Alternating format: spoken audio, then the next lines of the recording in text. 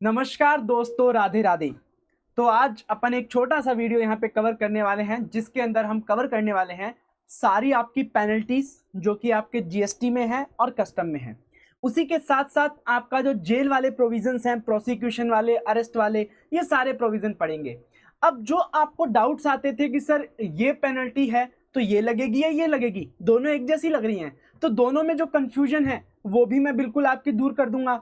हर प्रकार की जो आपकी कंफ्यूजन थी पेनल्टीज को लेकर के, ठीक है, या फिर जेल को लेकर के, अरेस्ट को लेकर के, वो सारी कंफ्यूजन मैं आपकी यहाँ पे दूर कर देने वाला हूं। तो उसके लिए आप बिल्कुल निश्चिंत हो जाइए और ये एक छोटा सा वीडियो देख लीजिए जो आपके लिए बहुत ही हेल्पफुल रहने वाला है, एमसीक्यूज के अंदर भी और डिस्क्रिप्टिव के अंदर भी, क्योंकि आपको पूरी पेनल्टीज 2 पेजेस के अंदर, पेनल्टीज, जेल, अरेस्ट, सारे प्रोविजन आपको मिल जाएंगे और वो सारी आपके टिप्स पे हो जाएंगे। ठीक है, तो एक ही जगह पे आप देख करके रिवाइज कर सकते हो, आपको ज्यादा पेज खंगालने की जरूरत नहीं पड़ेगी।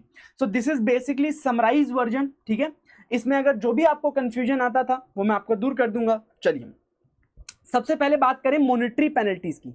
ठीक है, जो मॉनेटरी पेनल्टीज लगती हैं तो उसके लिए हमने ऑफेंस एंड पेनल्टी चैप्टर में पढ़े थे। सबसे पहले पढ़ा 122(1), जिसके अंदर 21 ऑफेंसेस इन्वॉल्व थे। इनवॉइसेस को लेकर के, टैक्स इवेजन को लेकर के, आईटीसी ले लिया या रिकॉर्ड्स हमने मेंटेन नहीं किए, रिकॉर्ड्स में फॉल्सिफाई कर दिया, रजिस्ट्रेशन नहीं लिया या मिसलीडिंग इंफॉर्मेशन देकर के लिया, कॉन्फिस्केटेड गुड्स को ट्रांसपोर्ट किया, ये सब बहुत सारे 21 ऑफेंसेस वहां पे कवर थे। उन सबके लिए क्या बोला था भाई, जो भी टैक्सेबल पर्सन इन ऑफेंसेस को कमिट करेगा उसके ऊपर 10,000 रुपए, और जितना भी टैक्स, आईटीसी और रिफंड का आपने घपला किया है उसमें से जो भी हायर होगा वो आपका पेनल्टी लग जाएगा सीजीएसटी के अंदर।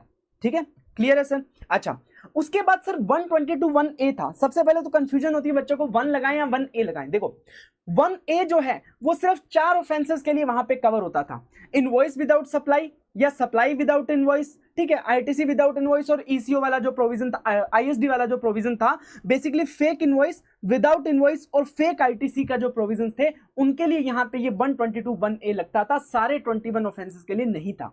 और किस पे लगता था सर? जो इस चीज को करवा रहा है, जो कंसल्टेंट है, जो बता रहा है कि भैया ऐसा कर, या जिसने उसका फायदा उठाया था, इन लोगों के ऊपर ही ये वाला प्रोविजन लगता है 122(1)(a) वाला। जो व्यक्ति कमिट करता है उसके ऊपर तो 122(1) लग जाता है, लेकिन जो व्यक्ति हेल्प करेगा या उसको बेनिफिट पहुंचेगा उसके ऊपर लगेगा 122(1)(a, और जिसका पेनल्टी है टैक्स, आईटीसी अमाउंट, जितना भी टैक्स और आईटीसी का अमाउंट इन्वॉल्व है उतना पेनल्टी लग जाएगा।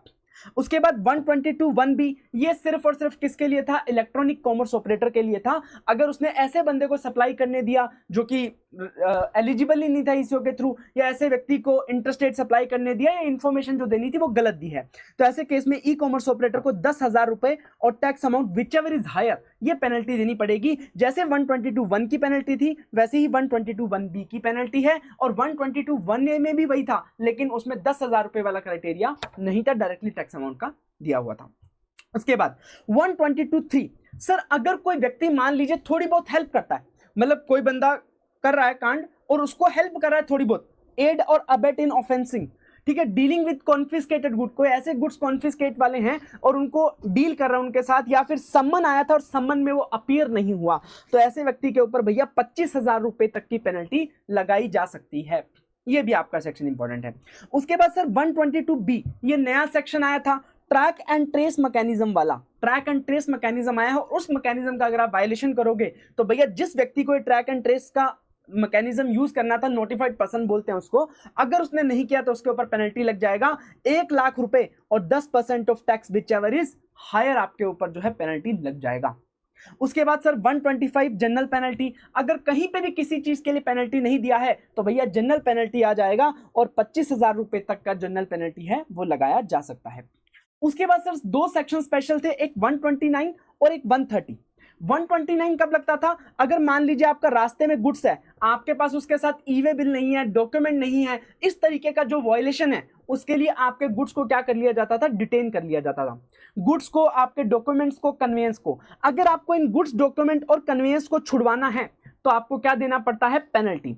तो अगर आपको गुड्स, कन्वेंस और डॉक्यूमेंट छुड़वाने हैं और जो गुड्स थे आपके टैक्सेबल गुड्स थे, तो आपको पेनल्टी देनी पड़ेगी। कितनी सर? अगर ओनर सामने आ जाता है तो जितना टैक्स अमाउंट है उसका 200% आपको क्या देना पड़ेगा? पेनल्टी देना पड़ेगा। अगर ओनर सामने नहीं आता है सर तो सर 200% ऑफ टैक्स अमाउंट और 50% of the value of the goods whichever is higher आपको क्या देना पड़ेगा, पेनल्टी देना पड़ेगा। ध्यान रखना जितनी भी ये हम पेनल्टीज पढ़ रहे हैं ये सीजीएसटी के अंदर पढ़ रहे हैं, ठीक है, उतनी ही इक्वल पेनल्टी एसजीएसटी में लगेगी, और अगर आपसे पूछा जाए आईजीएसटी में तो भैया इस पेनल्टी का क्या हो जाएगा, दुगना हो जाएगा। ठीक है sir, 200% of the tax amount, अगर ओनर सामने आता है, अगर नहीं आता तो 200% और 50% of the value of the goods whichever is higher आपका पेनल्टी हो जाएगा। लेकिन मान लीजिए सर एग्जेम्प्ट गुड्स थे जिनके रिलेटेड ये वायलेशन हुआ है, तो ऐसे केस में अगर आपको गुड्स डॉक्यूमेंट और कन्वेंस को छुड़वाना है, ओनर सामने आ जाता है, तो भैया 2% वैल्यू और 25,000 विच एवर इज लोअर। ध्यान रखना एक ही जगह पे लोअर की बात हुई है, दैट इज ऑल्सो 129 के अंदर एग्जेम्प्ट गुड्स अगर हैं उनको छुड़वाने के लिए यहां पे लोअर की बात हुई है, बाकी सब जगह देख लेना हायर की बात हुई है। ठीक है, तो यहाँ पे 2% ऑफ द वैल्यू और 25,000 विच आर इज लोअर। लेकिन सर ओनर सामने नहीं आता है, तो ऐसे केस में 5% of the value of the goods और 25,000 विच एवर इज लोअर का पेनल्टी लग जाएगा।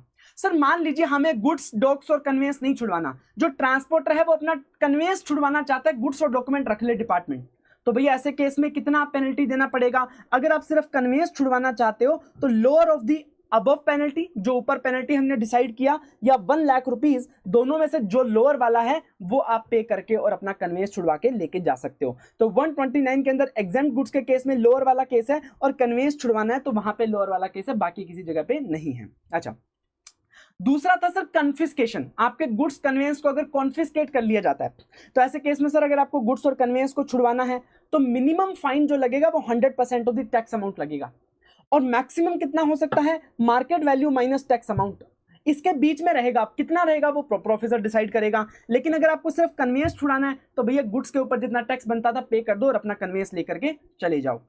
उसके बाद सर कस्टम के अंदर भी 2 पेनल्टीज दी गई हैं, दोनों ही सेम है, अप टू 50,000। अगर मान लीजिए आपने arrival manifest, import report, passenger transport, crew arrival manifest, departure manifest, export report, इनमें से कोई भी डॉक्यूमेंट अगर फाइल करने में डिले कर दिया तो भैया 50,000 रुपए तक की पेनल्टी लगेगी फॉर ईच डॉक्यूमेंट। और अगर आपने ऑडिट के प्रोविजंस का कॉन्ट्रावेंशन किया है कस्टम में तो उसके लिए भी 50,000 रुपए तक की पेनल्टी लग सकती है।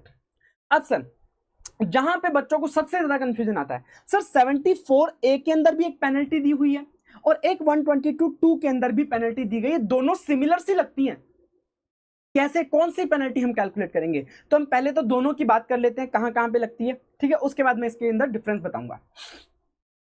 74 डिमांड एंड रिकवरी प्रोविजन में पढ़ा था कि अगर टैक्स पे नहीं किया या कम पे किया या आईटीसी आपने रोंगली अवेल कर लिया, यूटिलाइज कर लिया, इरोनियस आपने रिफंड ले लिया और उसमें आपका कोई फ्रॉड नहीं है, आपका बोनाफाइड मिस्टेक है, आपने कोई फैक्ट छुपाए नहीं है, ना ही मिस रिप्रेजेंट किया, ना ही फ्रॉड किया है, तो ऐसे केस में भैया अगर आपने शोकॉज नोटिस इशू करने से पहले पे कर दिया टैक्स और इंटरेस्ट, या एससीएन इशू होने के 60 दिन के अंदर पे कर दिया, तो आपके ऊपर कोई पेनल्टी नहीं लगेगी। लेकिन शोकॉज नोटिस इशू होने के 60 दिन के अंदर भी अगर पेनल्टी पे नहीं करी तो भैया ऐसे केस में 10,000 रुपए और 10% of the tax amount whichever is जो हायर है वो आपके ऊपर पेनल्टी लग जाएगी। क्योंकि आपका फ्रॉड का केस नहीं था इसलिए सिर्फ 10% ऑफ द टैक्स का ही पेनल्टी लगाया गया है।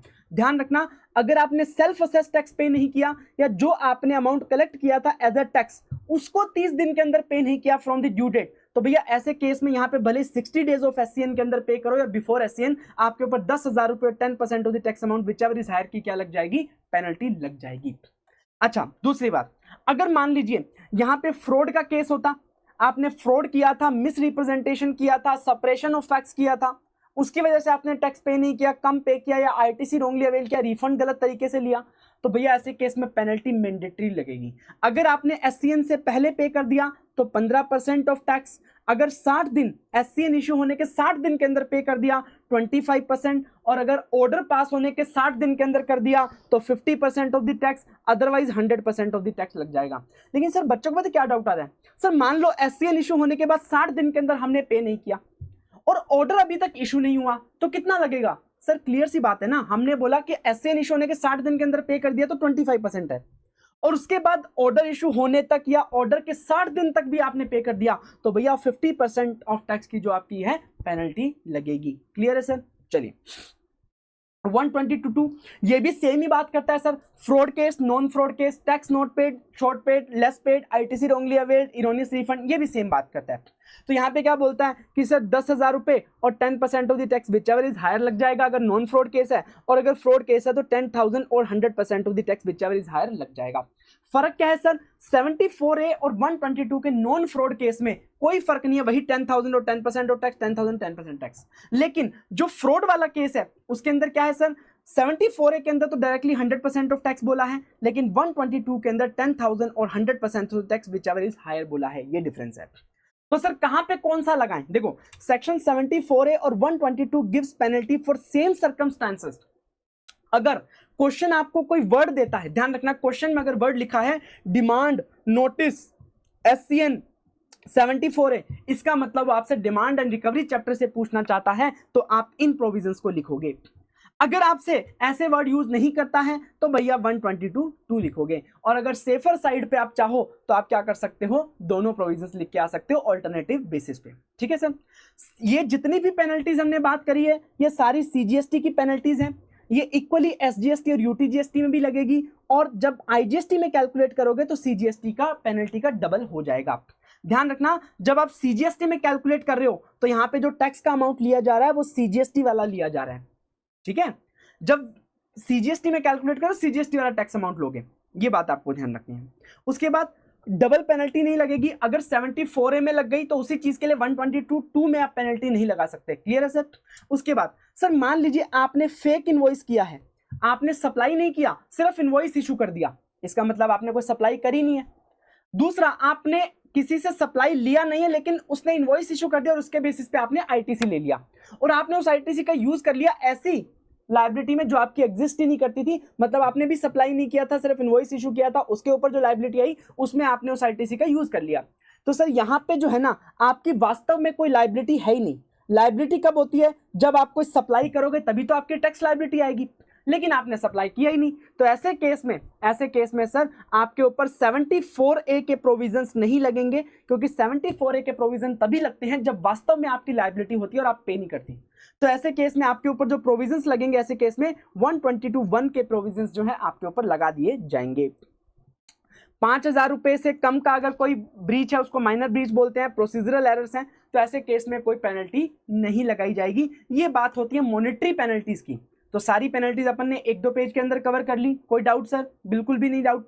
अगर कोई डाउट हो तो आप मेरे को कमेंट बॉक्स में लिख के बता सकते हो। ठीक है सर, चलिए उसके बाद बात करें सर जेल टर्म की। ऊपर वाली तो मॉनेटरी पेनल्टी होगी, अब सर कई बार जेल भी जाना पड़ता है। ऊपर हमने 21 ऑफेंसेस की बात करी थी, लेकिन जेल आप सिर्फ 9 ही ऑफेंसेस में जाओगे। ये वाले जो ऑफेंसेस है ना, यही ऑफेंसेस में आपको जेल भेजा जाएगा, क्योंकि ये आपके सीरियस ऑफेंसेस हैं, उनसे ज्यादा सीरियस ऑफेंसेस हैं। तो क्या क्या है sir? Supply goods and service without invoice, issue invoice without supply, collect any amount as tax but not paid to government, fraudulently obtain refund, avail ITC using fake invoice और without invoice, accounts और records को falsify किया, false information, false return file करी, deal with the goods जो कि liable to confiscation है, deal with the supply of service which in know और believes in contravention of the act. और ये सब करने के लिए अगर आपने अटेम्प्ट भी किया है या आपने इस चीज को किया है, अबेट किया है, किसी की हेल्प की है इस ऑफेंस को करने में, तो भैया आपके ऊपर भी ये जेल वाले प्रोविजन एप्लीकेबल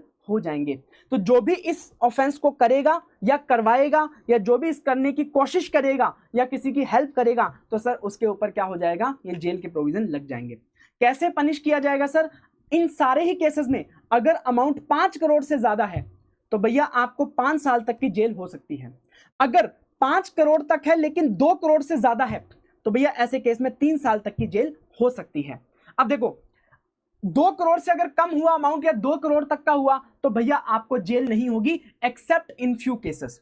तो ये 9 केसेस है ना, इन 9 केसेस में आपको जेल तभी होगी जब आपका 2 करोड़ से ज्यादा का अमाउंट होगा। लेकिन 2 केसेस ऐसे हैं जहां पे अगर 2 करोड़ से कम का अमाउंट या 2 करोड़ तक का अमाउंट है तो भी आपको जेल हो सकती है। कौन सा सर? अगर आपने इनवॉइस इशू कर दिया बिना सप्लाई करे हुए, ठीक है, इन 9 केसेस में से सेकंड केस है इशू इनवॉइस विदाउट सप्लाई। तो सर ऐसे केस में अगर अमाउंट 1 करोड़ से ज्यादा है और 2 करोड़ रुपए तक भी है ना, तो भी आपको 1 साल तक की जेल हो सकती है, क्योंकि इसे और भी ज्यादा सीरियस ऑफेंस माना जाता है। नॉर्मली हम 2 करोड़ से ऊपर वालों को पनिश कर रहे हैं, लेकिन यहां पे 1 करोड़ से भी ऊपर होगा तो पनिश किया जाएगा। अच्छा, अगर मान लीजिए आपने अकाउंट्स एंड रिकॉर्ड्स फॉल्सिफाई कर दिए, फॉल्स इंफॉर्मेशन और रिटर्न प्रोवाइड कराए फॉल्स, तो भैया वैसे तो ऊपर 9 वाले ऑफेंसेस में कवर है, तो अगर 2 करोड़ से ज्यादा अमाउंट होगा, 5 करोड़ तक होगा तो 3 साल तक की जेल, 5 करोड़ से होगा तो 5 साल की जेल। लेकिन अगर मान लीजिए 2 करोड़ रुपए तक का भी ऑफेंस किया है, इस फॉल्सिफिकेशन वाले में फ्रॉड कर रहे हो, तो भैया 6 महीने तक का आपको जेल किया जा सकता है। यह भी कंफ्यूजन बार बार आती है, तो ये कंफ्यूजन मैं दूर कर रहा हूं, ठीक है। तो ऐसे केस में अगर आपका 2 करोड़ से ज्यादा का अमाउंट होगा तो नॉर्मल प्रोविजन लगेंगे, अगर 2 करोड़ तक का अमाउंट है तो 6 महीने तक की जेल हो सकती है। इसके लिए स्पेशल प्रोविजन है अगर फॉल्सिफिकेशन ऑफ दी अकाउंट वगैरह करते हो। हाँ, अगर इन 9 केसेस में आपने रिपीट ऑफेंस किया, दोबारा कर दिया, एक बार करने के बाद दोबारा किया, तो भैया अमाउंट चाहे कम हो या ज्यादा हो, 5 साल तक की जेल आपको हो सकते हैं, क्योंकि आप सुधरने वाले नहीं हो तो आपको जेल ज्यादा करनी पड़ेगी। उसके बाद सर कोग्निजेबल होते हैं, नॉन कोग्निजेबल होते हैं, बेलेबल होते हैं, नॉन बेलेबल होते हैं, अरेस्ट कर सकते हो नहीं कर सकते हो, ये सारी बातें भी बहुत कंफ्यूज करती हैं। तो मैं आपको क्लियर कर देता हूं। देखो, आपको 4 ऑफेंसेस को याद करना है। 4 ऑफेंसेस कौन से? एक तो आपने सप्लाई कर दिया goods and service without invoice, दूसरा आपने इनवॉइस इशू कर दिया बिना सप्लाई के, या तो सप्लाई कर दिया बिना इनवॉइस के या इनवॉइस इशू कर दिया बिना सप्लाई के, 2। तीसरा, आपने गवर्नमेंट के नाम पे पैसा कलेक्ट कर लिया लोगों से टैक्स के नाम पे, लेकिन आपने गवर्नमेंट को 3 महीने के अंदर जमा नहीं करवाया, तीसरा ऑफेंस। और फोर्थ आपको याद करना है कि बिना इनवॉइस रिसीव करे हुए या फेक इनवॉइस के बेसिस पे बिना सप्लाई रिसीव करे हुए आपने आईटीसी ले लिया। ये 4 ऑफेंसेस आपको याद रखने हैं, याद रखने हैं हमेशा। ये 4 ऑफेंसेस क्या है? स्पेशल ऑफेंसेस हैं। इनको मैं बोल देता हूं भैया स्पेशल ऑफेंसेस। कौन से? ये 4 offences, invoice without supply, supply without invoice, या आपका amount collected as tax but not deposited to government, और फोर्थ क्या था? Avail ITC using fake invoice और विदाउट इनवॉइस। तो सर अगर ये 4 केसेस हैं और आपका अमाउंट 5 करोड़ से ज्यादा का है, इन्हीं 4 केसेस के अंदर अगर आपका अमाउंट 5 करोड़ से ज्यादा का है तो वो कॉग्निजेबल हो जाएगा, कॉग्निजेबल हो जाएगा। इसका मतलब आपको बेल नहीं मिलेगी, नॉन बेलेबल ऑफेंस हो जाएगा, बहुत सीरियस नेचर का। लेकिन इन्हीं 4 ऑफेंसेस के अंदर अगर अमाउंट 5 करोड़ रुपए तक है तो भैया क्यों, भले सीरियस ऑफेंस है लेकिन अमाउंट ज्यादा ना होने की वजह से इन्हें नॉन कॉग्निजेबल ही बोला जाएगा और इसमें आपको बेल मिल जाएगी आसानी से। और इन्हीं 4 केसेस के अंदर अगर मान लीजिए रिपीट ऑफेंस करते हो, है ना, मान लो इन 4 ऑफेंसेस के अलावा कोई ऑफेंस करते हो, कहने का मतलब जो ऊपर के 9 ऑफेंसेस थे उन 4 ऑफेंसेस के अलावा अगर बाकी के ऑफेंस आपने किए हैं तो भैया अमाउंट चाहे कुछ भी हो वो नॉन कॉग्निजेबल कहलाएगा, क्योंकि बाकी ऑफेंसेस को हम ज्यादा सीरियस नहीं मान रहे हैं। उस केस में आपको बेल मिल जाएगी, कोई दिक्कत वाली बात नहीं है। तो ये 4 ऑफेंसेस आपको बिल्कुल एकदम टिप्स पे कर लेने हैं। उसके बाद फिर अगेन इन 4 ऑफेंसेस की बात आएगी। अगर ये 4 ऑफेंसेस के अंदर अमाउंट 2 करोड़ रुपए से ज्यादा है तो भैया आपको अरेस्ट किया जा सकता है, अरेस्ट किया जा सकता है। लेकिन अमाउंट अगर 2 करोड़ तक है तो आपको अरेस्ट नहीं किया जाएगा, सिर्फ इन 4 ऑफेंसेस के अंदर। लेकिन सर अगर इन 4 ऑफेंसेस के अलावा उन 9 ऑफेंसेस में से कोई भी ऑफेंस किया है तो आपको अरेस्ट नहीं किया जाएगा, नो अरेस्ट। उनको ज्यादा सीरियस नहीं लेते हैं चाहे अमाउंट कितना भी हो। और अगर आपने इन 4 ऑफेंसेस में रिपीट ऑफेंस किया तो सर ऐसे केस में अमाउंट चाहे 2 करोड़ की हो या 2 करोड़ से कम की या ज्यादा की, आपको अरेस्ट किया जा सकता है। तो ध्यान रखना, अरेस्ट वाले प्रोविजन में लिमिट क्या है? 2 करोड़, और जेल वाले प्रोविजन में, कॉग्निजेबल वाले प्रोविजन में 5 करोड़ की जो है यहाँ पे लिमिट दी गई है। क्लियर है सर? ये बिल्कुल फंडा क्लियर है, कोई डाउट नहीं है। ध्यान रखना, कॉग्निजेबल ऑफेंस के अंदर आपको आसानी से बेल नहीं मिलते, नॉन कॉग्निजेबल के अंदर आपको बेल मिल जाती है। तो यहाँ पे सारी जो आपकी पेनल्टीज, पनिशमेंट का पूरा जो फंडा था वो मैंने यहाँ पे क्लियर कर दिया है। किसी भी प्रकार की कोई दिक्कत हो तो do let me know. Thank you so much, आज के लिए इतना ही।